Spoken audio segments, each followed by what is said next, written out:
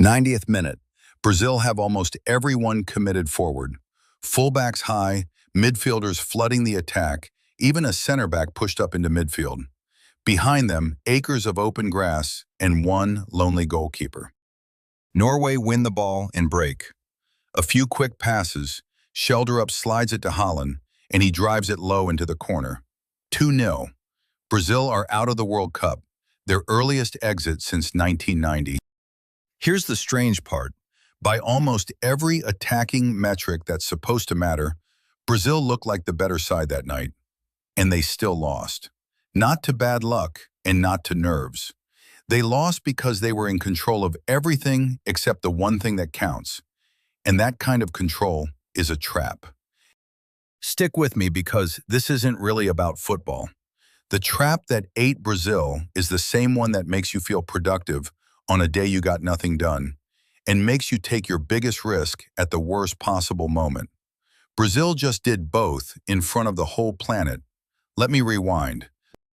Look at the attacking stats. And Brazil didn't just edge this game, they ran away with it. Far more shots than Norway, wave after wave of pressure. And the big one, expected goals, the number that grades how good your chances actually were. Brazil generated more than 3 times what Norway managed. On paper, in attack, this was a rout. And here's the twist that complicates the whole picture.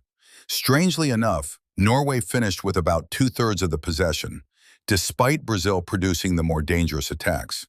So Brazil weren't even camped on the ball. They were doing something that feels even more like winning. They were creating. Chance after chance, breaking into Norway's box, one dangerous moment every few minutes. And a sentence started forming in every Brazilian head. We're all over them, so why aren't we winning? That sentence is a bug. Psychologists describe this as a form of the illusion of control. That gambler's certainty that a long run of near misses means the payoff is finally owed to you. The more action you generate, the more chances you pile up, the more sure you feel the goal is coming. Every one of those Brazilian attacks whispered, the next one goes in. Not one of them changed the only number that counts. Because a created chance is not a goal. Expected goals is one of the most useful numbers in football over dozens of matches. But in a single game, it can feel like a vanity metric because the scoreboard doesn't care what should have happened. It only records what did. Brazil wasted a string of clear chances. Again and again, the game almost turned and didn't. A stat sheet full of almost measures how good you looked. The scoreboard measures what you got. They are not the same sheet. The clearest almost came early. 14th minute, Brazil win a penalty. The single most valuable chance in football, one that goes in roughly 3 times out of 4. Bruno Guimaraes steps up, and Norway's keeper, Orjan Nyland, guesses right and saves it. Hold that miss. It comes back at the very end of the night, taken by a different man, with the opposite result, and the pair of them tells you something. For now, the miss does something quiet and dangerous.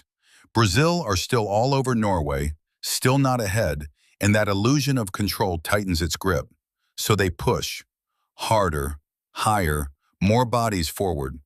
Norway sit deep and wait. A substitute, Shelderup, starts running straight at Brazil's fullbacks, drags them wide, and opens the one lane through the middle where Haaland lives. 79th minute. Cross from the left. Haaland climbs and heads it in. 1-0 Norway. And now Brazil walk into the cruelest piece of math in sport. Because a goal doesn't just change the score. It changes what the correct strategy even is. Think about it. While you're level and all over the opponent, patience is smart. Keep the risk low, hold your shape, one of those chances will finally go in. But the second you go behind with 10 minutes left, the whole equation flips. Now safe is fatal. A tidy, low-risk game guarantees you lose. To have any chance at all, you have to do something that sounds insane. You have to take on more risk, on purpose, knowing it can blow up in your face. In decision theory and sports analytics, There's a principle for this. When you're behind and time is short, the winning approach is bold play. Maximize variance. Throw the dice hard because small safe bets can't reach the target anymore. Brazil were mathematically right to send everyone forward. That wasn't panic. That was the correct call. It was also the exact game Haaland had been praying for. Because here's the other half of the equation. All night, Brazil chased goals with sheer volume. Shot after shot, more than 3 times Norway's expected goals. Almost nothing to show for it. Haaland played a completely different sport. He barely touched the ball, and he scored twice. He plays efficiency. He only needed 2 clear opportunities, cold in the one instant that matters. Brazil measured their night in chances created. Haaland measured his in goals scored. And when Brazil cranked the risk up, because the math told them to, they handed the efficient man exactly what he needed: space and a moment. That's the 90th minute, the picture we opened on. Almost everyone forward, Norway breaking, shoulder up to Haaland, 2-0. Now come back to that first penalty. Deep in stoppage time, Brazil win a second one, and this time Neymar, on from the bench, buries it. Same act, different taker, opposite result. And that's the quiet lesson under the whole match. The penalty was always going in most of the time. Brazil didn't have a finishing problem in that one moment. They had a timing problem across the whole night. They finally took their best chance 90 minutes too late, after the state of the game had already turned all that dominance into nothing. None of this stays on the pitch. Look at the 2 traps that actually beat Brazil, because you're standing in both of them. The first is the illusion of control. It's the day you were busy from morning to night, full of near breakthroughs, a dozen things that almost landed, and you went to bed feeling like you were winning. Your personal expected goals were sky high. Your actual goals were 0. Potential is not performance. And the most dangerous kind of losing is the kind that feels like winning while it's happening, because you never reach for the panic button in time. The second is the timing of risk, and almost nobody gets it right. When you fall behind in a job, a project, a bad year, the math genuinely does say take a bigger swing. Playing it safe while you're already losing just locks the loss in slowly. But the exact move that gives you a chance also leaves you wide open. And there is very often a patient, efficient competitor waiting for precisely the risk you're forced to take. The skill isn't being bold or being careful. It's knowing which game you're in.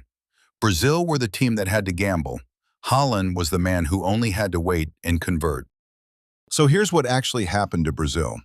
They weren't outfought, and in attack they weren't outplayed. They outcreated Norway more than 3-1 and still lost, because creating a chance and taking one are 2 different skills, and only one of them shows up on the scoreboard. They spent the whole night mistaking how good they looked for how well they were doing. All those expected goals were a promise. The scoreboard is the only thing that ever has to keep it, and the whole trick in football and in everything else is to stop trusting the number that measures your potential and start watching the one that measures your results before your 90th minute, not after.